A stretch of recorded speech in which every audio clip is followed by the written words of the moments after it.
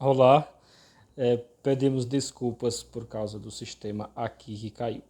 Então, eu falei da conferência de Medellín, de Puebla, e falar agora de 1992, a conferência de Santo Domingo, que foi no Haiti. Então, a partir de Santo Domingo, essas conferências do Episcopado Latino-Americano, e eu falei da última, de 2007, que foi a Aparecida, né? Por exemplo, a de Santo Domingo é uma das mais apagadas da história do episcopado latino-americano.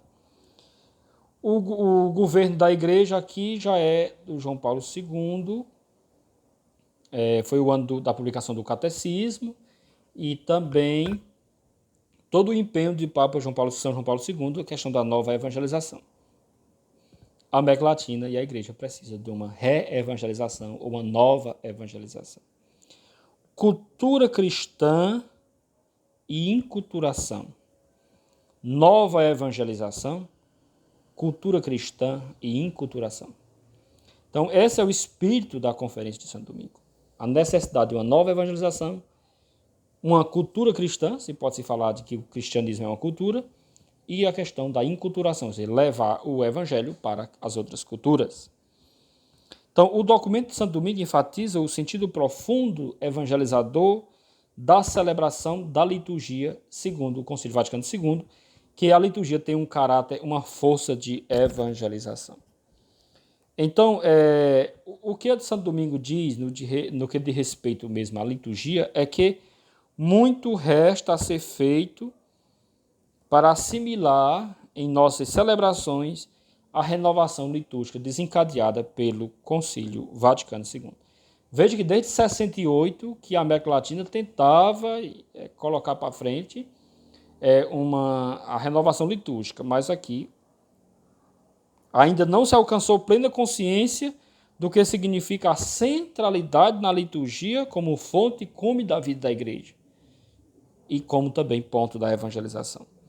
Então Santo Domingo reconhece que os passos dados não foram bons, os passos dados não foram longos e precisava ainda muita coisa. Ainda não se deu atenção ao processo de uma inculturação da liturgia.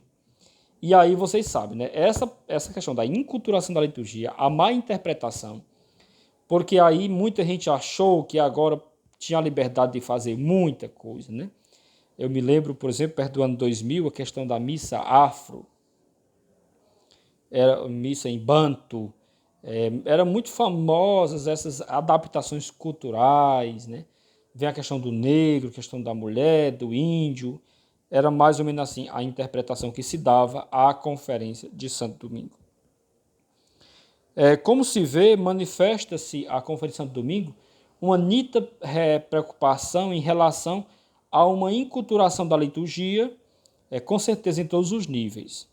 Então, voltando a atenção especial aos povos indígenas, o documento propõe promover uma inculturação da liturgia, acolhendo com apreço os símbolos, os ritos e as expressões religiosas, claro, com a fé, no sentido da fé, mantendo o valor dos símbolos universais em harmonia com a disciplina geral da Igreja Romana.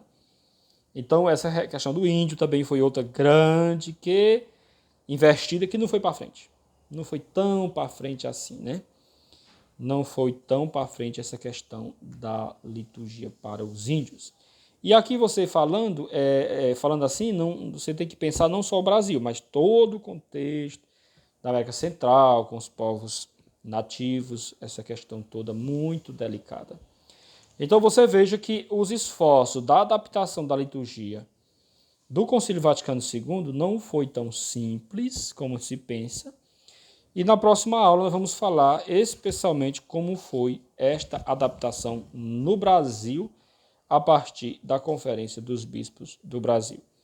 Então, é muito fácil julgar, é muito fácil criticar, por exemplo, a questão da enculturação ou a teologia da libertação, mas precisamos estudar e entrar de cheio neste assunto para não ficarmos depois criticando alguns aspectos da vida da igreja sem saber o que estamos dizendo. Então, eu quero encerrar a aula de hoje. Que Deus abençoe a todos. Desejo um bom estudo. Esse nosso vídeo é para ajudar e também a leitura do material que a equipe vai disponibilizar. Um abraço, que Deus abençoe você, sua família e até quinta-feira, se Deus quiser. Abraço do Padre Raimundo a todos.